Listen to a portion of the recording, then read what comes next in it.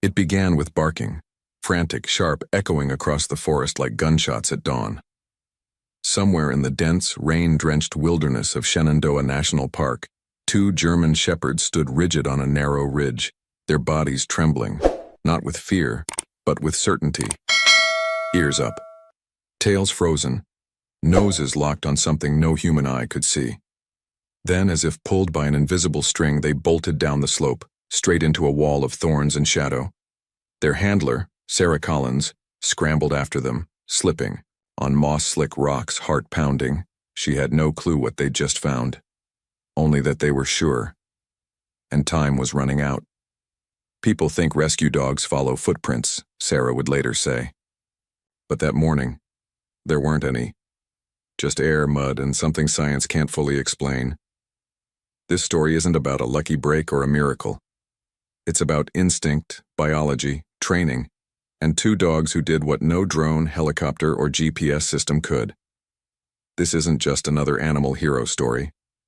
This is the moment the dogs outran the storm, the clock, and even death itself, and it started 12 hours earlier with silence. Park Ranger James Wilson wasn't late often. A 12-year veteran of Shenandoah National Park, he was methodical to a fault. Every morning at 6:30 sharp, he checked in by radio from wherever he was patrolling. Mountaintop, waterfall trail, fire lookout, didn't matter. Except this morning, there was nothing. Just dead air. Dispatch called back twice. Still nothing. At 6:42 a.m., a Level 3 search protocol was initiated. The last GPS ping from his patrol truck had registered near Deep Pine Ridge, a remote, rugged section of forest with no cell coverage and terrain so steep it made search teams groan. Temperatures were falling fast, rain had pounded the area overnight, and every minute that passed made survival less likely. By noon, two thermal drones had come up empty. The signal from Wilson's radio hadn't moved. It was either off or broken. They didn't know if he was injured, unconscious, or already gone. Enter Sarah Collins. Sarah wasn't a park ranger.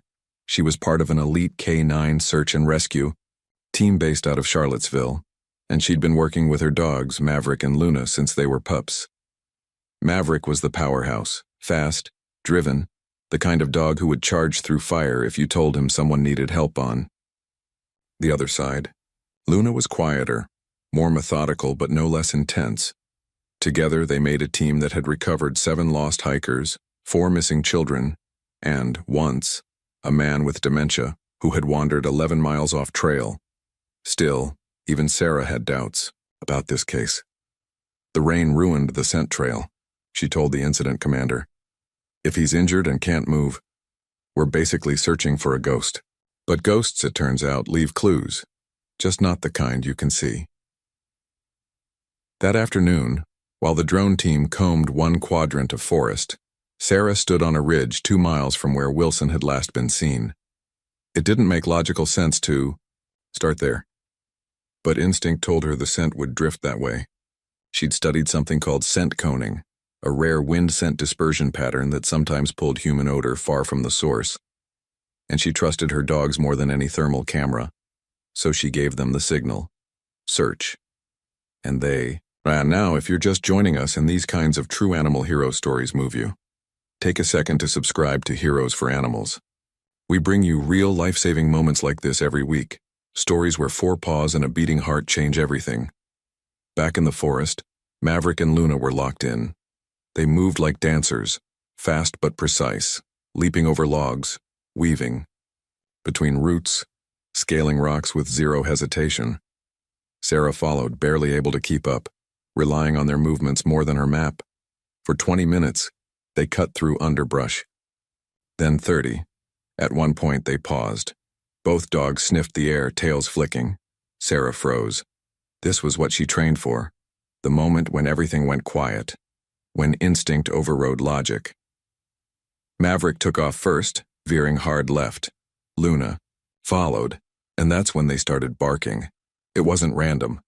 Trained canines have a very specific bark when they've located something, or someone. It's sharp, persistent, directional, and it doesn't stop. Sarah knew before she saw anything they'd found him. She crashed through the final layer of brush and saw Maverick standing at the edge of a steep ravine, barking so hard his front paws left the ground. Luna was down on her belly, peering into the shadows below. Sarah dropped to her knees and looked over the edge. What she saw made her blood run cold. 30 feet down, partially hidden beneath twisted branches and soaked leaves, was the motionless body of a man. His uniform was torn, his leg looked wrong, and his radio lay shattered beside him. It was James Wilson, alive or dead. Sarah couldn't tell. She radioed for help, relaying GPS coordinates and requesting vertical extraction support. While the climbing team geared up, Sarah scrambled around, the ravine carving a path down toward him. Luna followed carefully. When they reached the ranger, he was still breathing, barely. His skin was pale, his lips blue. His leg was broken and he was hypothermic to the point of slipping into shock, but he was alive. Luna lay beside him, not moving, not barking, just watching him, as if willing him to hold on. That image of a dog curled around a man she'd never met, keeping him warm with her body, was caught on the GoPro mounted to Maverick's harness. The footage would later go viral, but at that moment Sarah didn't care about cameras. She cared about minutes. Because James Wilson didn't have many left. The rescue took another 90 minutes. Technical ropes, medical triage. At one point, Ranger Wilson opened his eyes. They weren't focused, but they moved toward Luna. His lips moved too. He didn't say help. He didn't say, "Where am I?" He said, "You found me." And she had. Not just found him, but kept him alive, long enough to be rescued. Not because she knew him, not because she was promised a reward. Just because that's what she was trained to do, because that's who she was. James Wilson had every reason to die in that ravine. He'd hit his head during the fall. Hard enough to crack the bone behind his left ear. His femur was broken in 2 places. His radio was destroyed on impact, leaving him completely cut off from the outside world. Worse, he'd landed in a low-shadowed gully where cold air sank and stayed. With temperatures dropping fast, he had no shelter, no movement, and no way to signal for help. Most people in that situation don't last 12 hours, but somehow, he did. And not just because he was lucky, because 2 German shepherds named Maverick and Luna tracked him through conditions that by all expert accounts should have been untrackable. What happened next wasn't just a rescue, it sparked a scientific investigation. After the extraction team lifted Wilson to safety and medics stabilized him, the focus shifted to the dogs. Sarah Collins, exhausted and soaked, sat in the back of a pickup truck beside her K9 partners as rain pelted the roof. She cradled a bottle of water in her hands, still too wired to drink it. A park ranger from another unit sat across from her. He'd seen plenty of rescues before, but this one had him rattled. "How the hell did they find him?" he asked, more to himself than to her.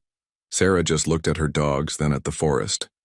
"I think we're only starting to understand that." In the weeks that followed, researchers from Cornell University's K9 Olfaction Lab reached out to Sarah. Dr. Nathan Lewis, one of the leading scientists in canine scent detection, had seen the GoPro footage and wanted access to the full data. Weather, conditions, terrain maps, the dog's GPS paths, everything. Why? Because what Maverick and Luna had done didn't just bend the rules of tracking, it broke them. Here's what we know. The average search and rescue dog works by picking up ground scent, molecules that fall off the human body, stick to grass, bark, and dirt. But rain washes these particles away. Heat disperses them, time degrades them. After 12 hours in heavy rain and dense forest, those ground scents should have been gone. But Maverick and Luna hadn't followed ground scent. They'd tracked what's called air scent, microscopic particles still suspended in the air, carried by wind currents. These molecules can linger in unpredictable ways depending on terrain, humidity, and temperature. They rise and sink, drift left, stall, then spin back like invisible whirlpools. It's a chaotic system no human can see or fully model, and yet the dogs had read it like a map. Dr. Lewis was stunned. They weren't just following a trail, he said. They were predicting it, anticipating where the scent would go next. That's not just training. That's something deeper. Scientists already knew dogs had about 225 million olfactory receptors, compared to a human's 5 million. But what Maverick and Luna did suggested more than just raw power. It suggested computation, decision-making, intuition. Think about trying to find a single second on a stopwatch running for 32,000 years, Lewis explained. That's the kind of detection threshold we're talking about. And somehow these dogs processed that in real time. And it wasn't a fluke. 6 months earlier, Maverick had tracked a lost boy through a carnival ground filled with hundreds of overlapping scents: cotton candy, engine oil, popcorn, people, and still found the child hiding beneath a vendor's trailer. Luna once located an elderly woman with Alzheimer's who had wandered off into a cornfield, using scent molecules drifting over 400 yards in open wind. But this case was different. Longer, wetter, colder, and far more dangerous. Back in Shenandoah, Sarah had begun receiving letters. Not emails, handwritten letters. From strangers, retired canine handlers, hikers, veterans. People who had followed the story online or watched the raw GoPro footage on news segments and couldn't believe what they'd seen. One letter came from a woman in Texas who'd lost her father in a remote hiking accident the year before. He hadn't been found for 9 days. If someone had dogs like yours, she wrote, maybe he'd still be here. Sarah kept every letter in a weatherproof box beside her training shed, not as trophies, but as reminders. Meanwhile, James Wilson recovered slowly.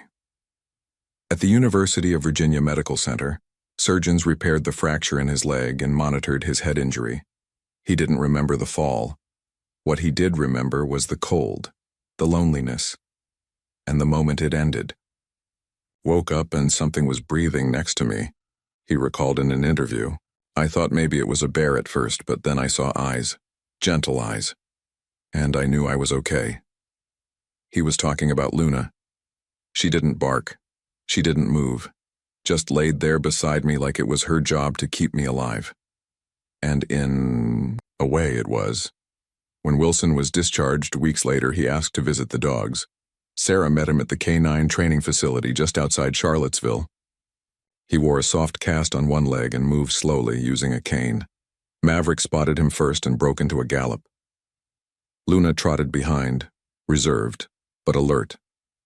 They both stopped a foot in front of Wilson, looked up, and wagged their tails.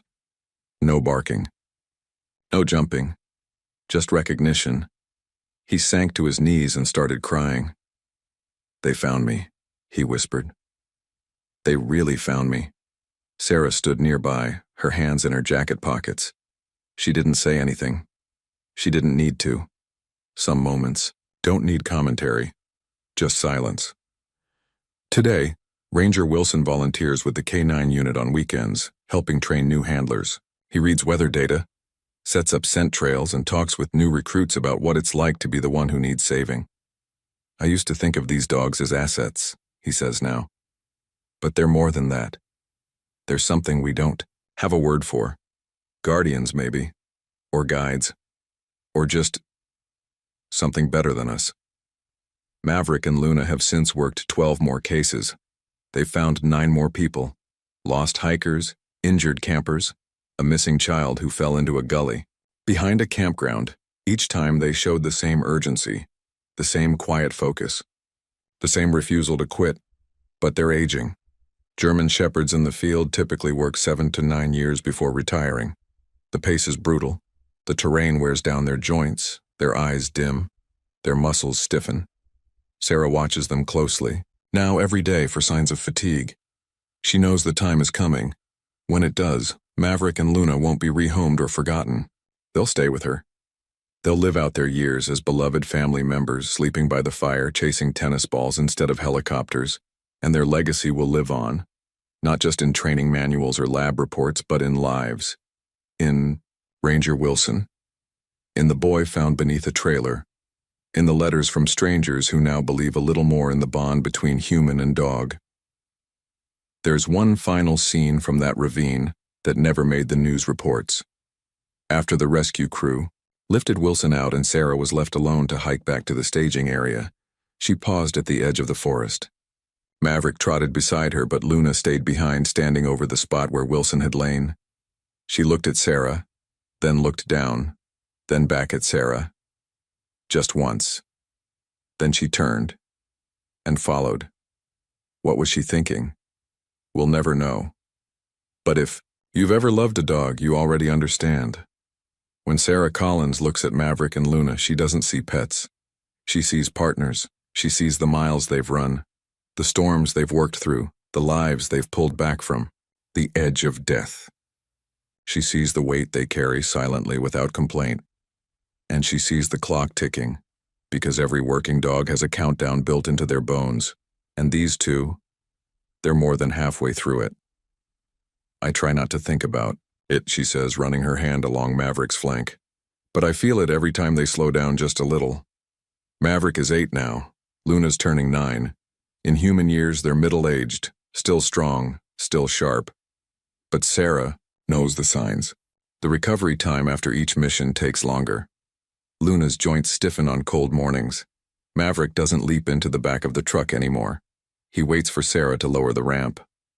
They still train daily, still pass every scent test, every simulation. But Sarah's preparing them quietly for what comes next. Retirement. That word sounds strange in her mouth, because for these dogs, work isn't just a job.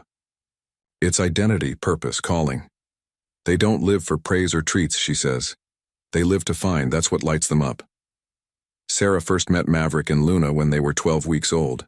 Back then, they were all floppy paws, big ears, and clumsy bursts of energy. But even at that age, they showed promise. Trainers look for certain traits: focus, drive, environmental boldness. Some dogs shy away from loud noises, slick surfaces, or tight spaces. Those don't make it. Maverick never hesitated. Luna, while more cautious, showed remarkable problem-solving ability. She'd study a challenge for 10 seconds, then solve it with precision. Where Maverick charged ahead, Luna calculated, they were opposites, and they were perfect. Training began with simple games: find the treat, locate the toy, chase the scent cone. Everything was play, but strategic. The dogs weren't just being taught commands. They were being hardwired to think like hunters, to associate success with scent, to build mental maps of invisible trails. By 6 months, they could locate a hidden object across a football field. By 1 year, they could identify Sarah's personal scent out of a lineup of 6 handlers. By age 2, they were certified for live search work, and they've been saving lives ever since. There's something special about the bond between handler and canine. It's not like the bond with a house dog. It's more intense, more mutual. Handlers learn to read ear twitches, tail flicks, paw hesitations, signals most people would never notice. Dogs learn to read posture, tone, even breathing patterns. Over time, they develop what animal behaviorists call cross-species communication, a near telepathic connection where intent flows without words. I don't have to tell them where to go, Sarah says. Sometimes I just feel it, and they do too. That connection isn't magic. It's thousands of hours side by side, training in rain, snow, desert heat, riding helicopters, sleeping in cabins, waiting in silence on dark trails.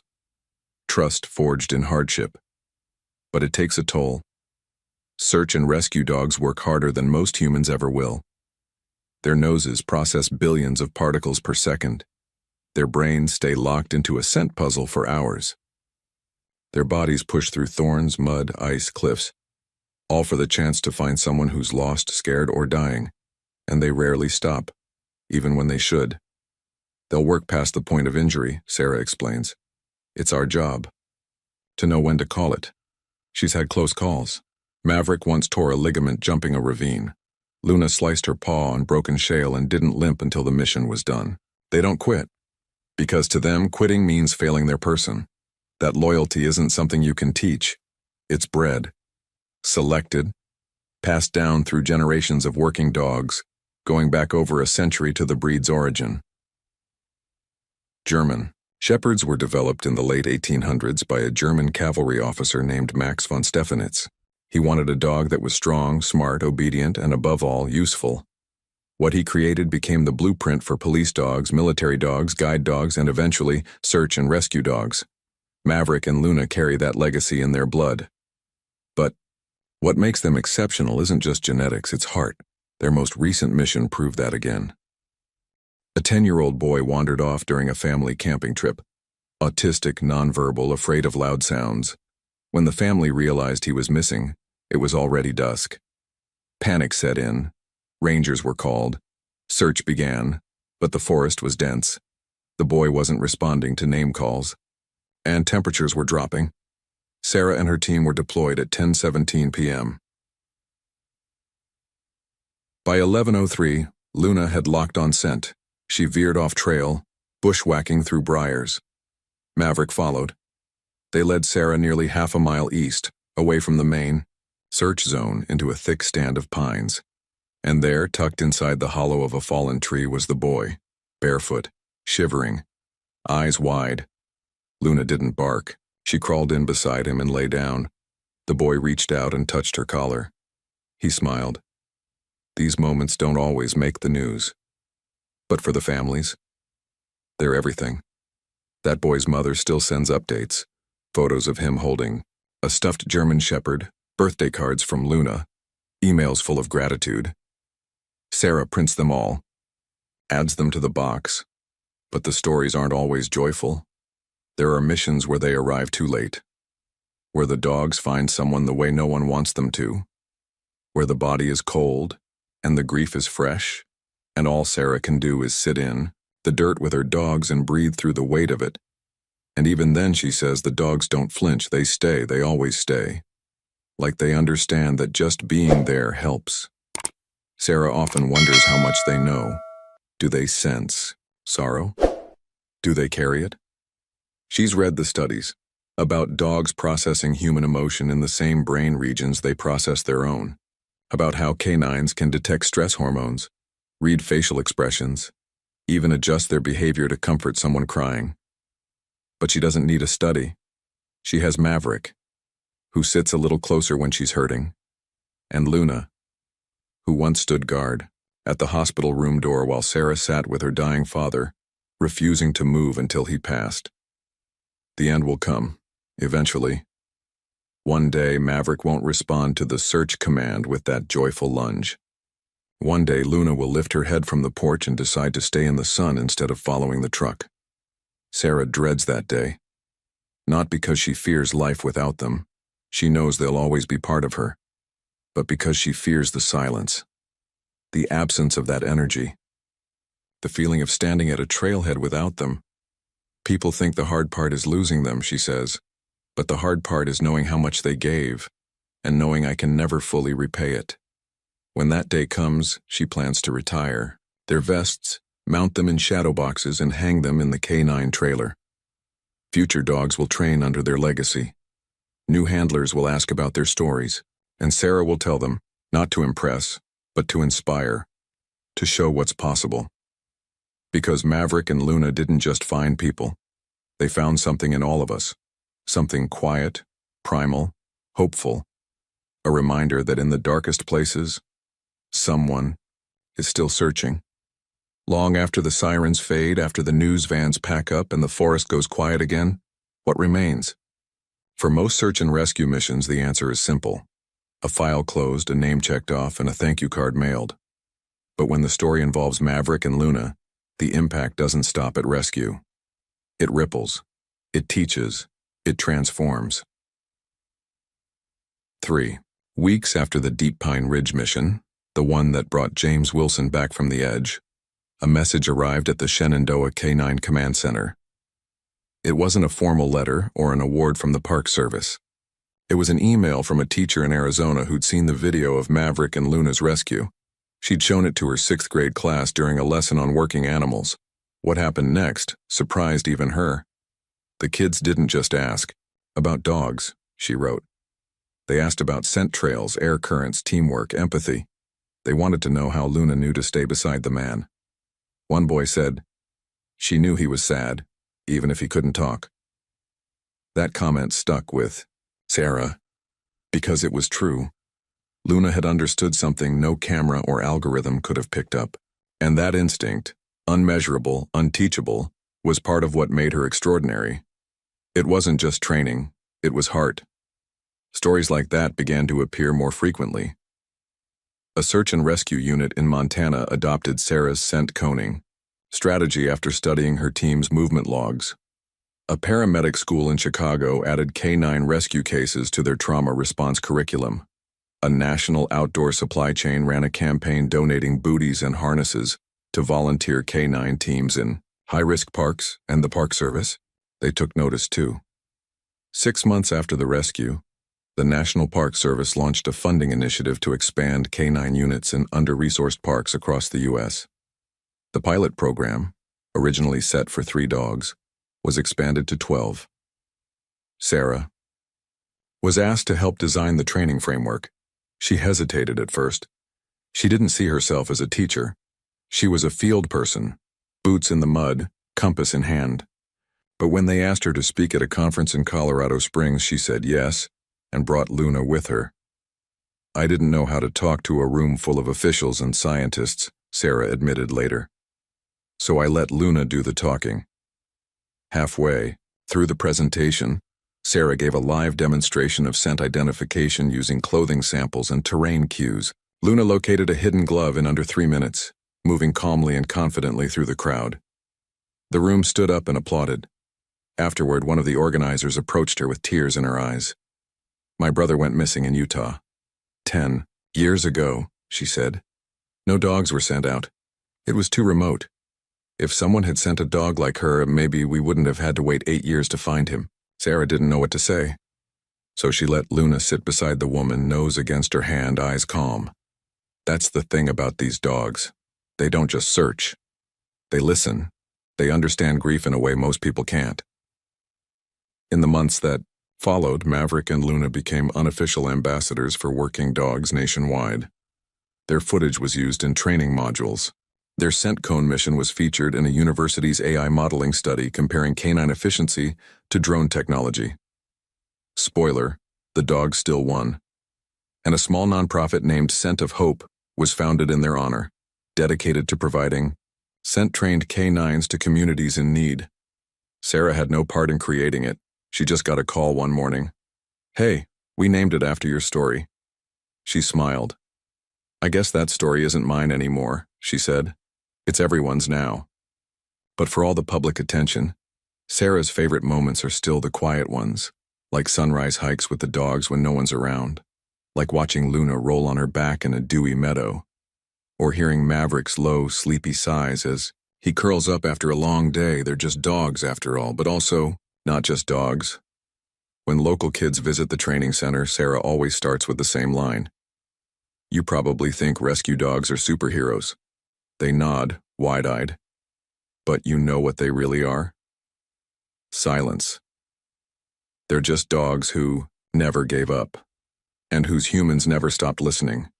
She teaches them how to read the wind, how to check the terrain, how scent moves like water, pooling and flowing in ways you can't always predict. And then she lets the kids pet Luna, which, of course, they all line up for. Back at home, the wall of fines grows longer. It's not flashy. Just a corkboard in Sarah's hallway where she pins a photo or a map or a note from every successful mission. One card reads, "To the dogs who found me when I couldn't find myself." That one came from a teenage girl who ran away after a fight, at home, and spent 2 nights in the woods. She wouldn't talk to anyone except Luna. Sarah knows there will come a day when Maverick can't track anymore, when Luna can't leap logs or climb hills. Their joints will stiffen. Their hearts, those engines of devotion, will slow, but their impact, that doesn't retire, it echoes, in every student who learns about scent science, in every rookie handler who trains harder because they watch that body cam footage, in every hiker who straps on a beacon or tells someone their route, just in case, because they know someone might come looking. James Wilson knows that better than anyone. He still visits once a month, brings treats, checks in, sometimes just sits with Luna on the porch and watches the sky. They didn't just find me, he says. They changed how I think about life, about loyalty, about paying attention to the quiet things. He's working on a memoir now, not about his job or even his rescue. It's about what he calls the pause, the moment between being found and being saved. The moment when you're still broken, he explains, but someone's already beside you. He dedicates the book to Luna. Not long ago, Sarah received an email from a handler in Oregon. His dog had recently passed away after 7 years of search work. He'd watched every video of Maverick and Luna he could find. He asked one question: how? Do you know when to let go? Sarah didn't answer right away. She thought about the missions, the pain, the miracles. Then she wrote, "You don't let go. You let them live on. Every time you train, every time you search, every time you believe in what they taught you. The world is full of darkness, storms, accidents, fear, loss. But sometimes in that darkness, two shapes move through the trees, one black and tan, eyes forward, one sable, nose down, tail still. And somewhere up ahead, someone is waiting to be found." It came quietly, like most endings do. No dramatic collapse, no single moment when the leash was hung up for good. Just a slow, almost invisible shift in rhythm. Maverick began sleeping longer after missions. Luna hesitated before jumping into the truck. Sarah started watching them more closely during training sessions, taking mental notes she didn't want to write down. At first, she told herself it was just the weather. A little stiffness from a cold front, a sore paw from a rough trail. But the truth was harder. The dogs were aging out of their calling, and Sarah had to face it. "People think the hardest part is the last rescue," she says. "But really it's the weeks before, when you know the end's coming but no one says it out loud." Maverick was 9, Luna, almost 10. Most working German Shepherds retire between 8 and 10 years old, depending on their health. Some go longer, but only with strict limits and reduced workloads. Sarah couldn't risk it, not with the terrain they covered, not with what she owed them. She scheduled their final active mission on a cool April morning. It wasn't dramatic. A training. Assist with new recruits in Rockingham County. No missing persons, no helicopters. Just a mock search scenario in a wooded preserve, with planted scents and hidden volunteers. Maverick moved with his usual enthusiasm, tail high, nose sharp. Luna was methodical, as always, quiet and intense. They completed the course in under 30 minutes, even beating one of the younger K9 pairs. But when it was over, Sarah didn't call for a second round. She crouched beside them, hands in their fur, and whispered, "That's it. You did it. You're done." She tried to keep her voice steady. She almost did. Back at the trailer, she opened a small wooden box she'd been saving for the occasion. Inside were 2 custom leather collars, one embossed with Maverick 2015-2024, and the other, Luna, 2015-2024. On each one was a brass tag shaped like a mountain ridge. On the back, a single word, "Found." She placed them around their necks, and for the first time in years, she wept. Retirement looks different for working dogs. They don't clock out and reminisce over drinks. They don't give farewell speeches or cash out pensions. They just stop and wait to understand what that means. For Maverick, the transition was easy.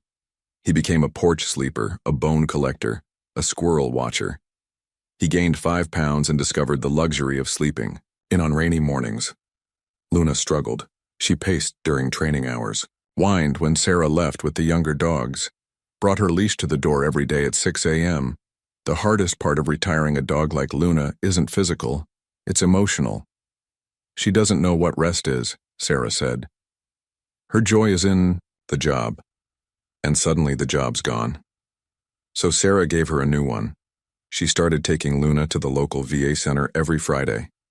At first, it was just a visit, a way to offer comfort to veterans dealing with PTSD or physical rehabilitation. But Luna quickly became something more. She learned to sit beside wheelchairs without being prompted. She nudged knees during tough therapy sessions.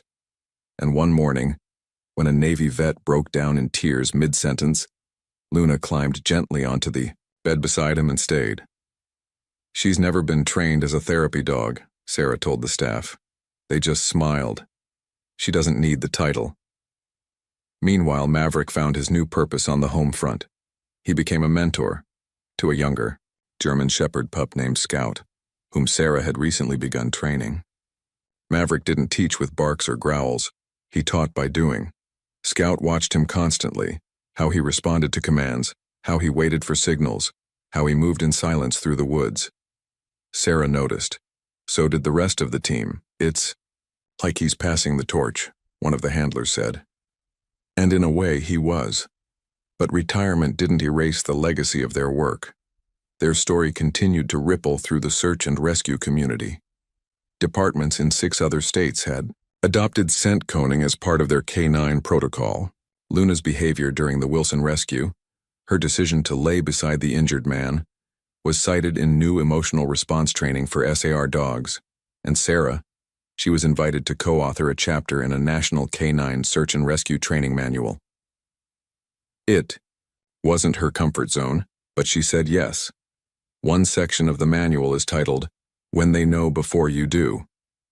It describes moments when dogs make decisions without cues, moments based on trust, not commands. The example? Luna, breaking protocol to follow a scent trail that no drone could see. Sarah also began visiting schools more frequently. She spoke about responsibility, about commitment, about how love looks like 3 a.m. drills, paw salve after rough terrain, and trusting each other in silence. She always ended with the same message. They don't do this for glory. They do it for you. And that always landed, because every kid in the room had wanted to be found at some point, even if they'd never been lost. There's a photo Sarah keeps on her fridge. It's not from a rescue. It's a candid, taken one. Summer evening by a neighbor. In it, Sarah sits on the back porch barefoot, holding a beer. Luna's head rests on her lap. Maverick lies nearby, tongue out, watching fireflies. The caption is scribbled on the back in Sharpie. After everything, still home. James Wilson came by the house last fall. He brought a book, the finished manuscript of his memoir, The Pause. He dedicated it to the dog who didn't leave and the woman who followed. Sarah read it in 2 sittings, cried in both. At the end of the book, Wilson had written something that stayed with her. You never forget the sound of being found. It's been almost a year now since Maverick and Luna's last official mission. They still wake early, still run the fence, line like they're checking perimeters, still look up when Sarah grabs her boots, but they don't bolt toward the truck. Not anymore. They wait, until she says the words they know now. Not today, kids. You've done enough. And they have. They've done more than enough. They've searched when others gave up. They've found when no one else could. They've stayed when staying mattered most.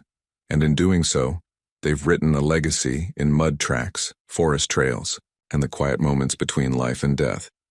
What remains when the work stops? Love, memory, the shape of something bigger than mission reports or medals, the echo of a bark in the dark woods, the knowledge that somewhere, out there, someone was brought home because 2 dogs refused to quit.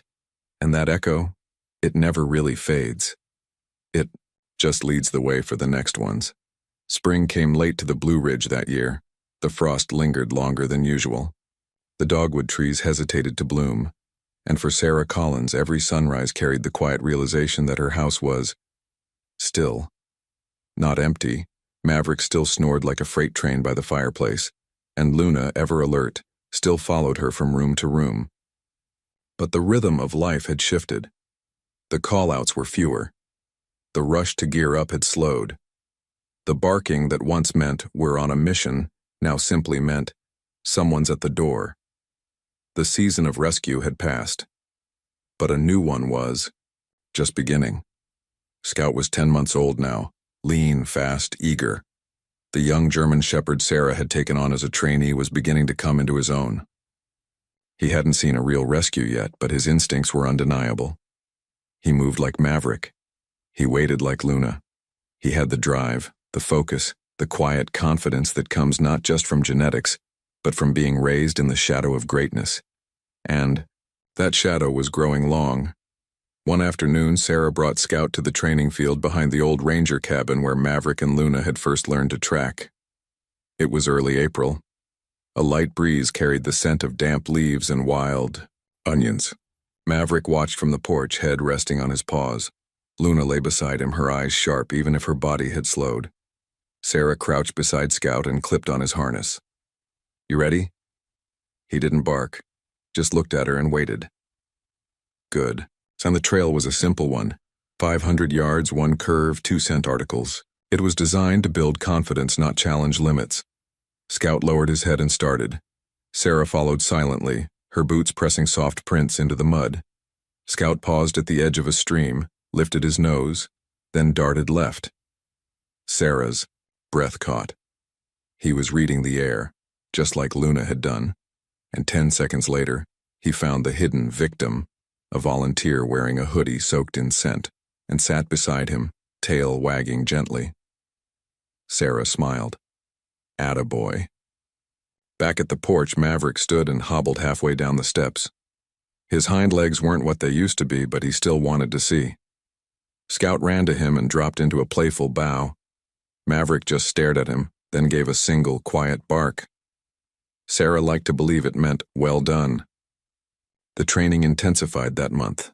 Scout learned to ride in helicopters without panic, to ignore gunshots and fireworks, to distinguish Sarah's scent from dozens of others.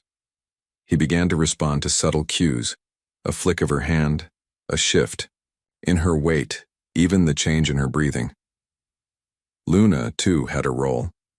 She became the emotional anchor, helping Scout understand that search wasn't just about finding, it was about staying, about guarding, about knowing when someone needed more than just rescue. It was about compassion. In May, the team received a call from a neighboring county. A 72-year-old hiker had gone missing after taking a wrong turn on a poorly marked trail. Cell signal was non-existent. His last known location was 6 hours old. The sun was dropping. Sarah hesitated. Maverick couldn't go. Luna had retired. But Scout was ready. She loaded him into the truck and drove. The mission wasn't long. Scout locked onto the scent within 15 minutes. He worked calmly, cutting across a fern-covered slope, moving with confidence but not arrogance. He paused twice to confirm wind direction, then turned sharply and disappeared through a stand of pines. When Sarah caught up, he was sitting beside the missing man, tired, bruised, but alive. Scout didn't bark. He just waited. Like Luna. That night, back at home, Sarah poured herself a cup of coffee and stood on the porch as the dog slept behind her. Maverick let out a soft, satisfied grunt. Luna's chest rose and fell in deep, even breaths. Scout lay at the edge of the deck, head up, eyes on the woods, watching. Over the next few months, Scout joined 5 more searches. He found 2 lost hikers, a missing boy with Down syndrome, an injured trail runner, and 1 elderly woman with early-stage dementia who had wandered 3 miles off path and curled up beneath a tree. Each time, he worked better, cleaner, more intuitively. Sarah never stopped missing the chaos of the early days, when Maverick and Luna were young, when the work felt endless, when every call was a new story waiting to unfold. But she also never stopped being amazed, because even after all the lives saved, after all the stories told, something in this work never got old. Something in it always felt holy. One evening, she opened a package that had arrived without warning. Inside was a framed photo, a screenshot from the body cam footage during the Wilson rescue. It showed Luna standing at the edge of the ravine, ears forward, body tense, staring down at what no one else could see. There was a note tucked behind the frame. It was from James Wilson. He'd found the photo in an old archive drive and wanted her to have it. At the bottom, he'd written, "Some angels bark." Sarah hung it above her desk. Beneath it, she placed the 2 leather collars, Maverick's and Luna's, on small wooden stands. Between them, she added Scout's first tag. It didn't say found yet, but someday it would. That summer, The Scent of Hope Foundation hosted its first national conference for canine rescue teams. Sarah was asked to give the keynote. She brought Scout with her. Maverick and Luna stayed home, older now, sleeping more, still chasing dreams in their sleep. But their presence was felt. When Sarah stepped on stage, she paused before she spoke. She looked at the sea of uniforms, of leashes and vests, and hopeful eyes, and she said, "If you're lucky, you'll get one dog in your life who changes everything." Then she smiled. "I got two." She told them about the cold nights, the false trails, the miracles, the heartbreaks, the way dogs will search through thorns and rivers and wind tunnels just because they believe you need them to. She told them about Scout, and she told them about Luna, how she didn't bark when she found Ranger Wilson, how she just stayed. After the conference, a young handler approached her with tears in her eyes. "I lost my first dog last month," she said. "I wasn't sure I could keep doing this." Sarah handed her a small patch she kept in her bag. A stitched paw print over, a compass. It read, "Keep searching. They'd want you to." The young woman hugged her, and Sarah knew. The next generation was ready. These stories don't end. They pass forward. From one paw print to the next, from handler to handler, dog to dog, heart to heart. You don't really finish this work. You just pass the leash. And maybe that's the most lasting legacy of Maverick and Luna. Not just the people they saved, or the trails they cleared, or the techniques they pioneered, but the lives they inspired, the hands they steadied, the ones they made believe again. Because in a world full of unknowns, fear, and darkness, there is nothing more comforting than the sound of paws breaking the silence. Coming for you. Thank you for walking with us through this story. From the first bark to the last quiet moment. Whether you're a dog lover, a rescuer, or someone who's ever felt lost, we hope this journey meant something to you.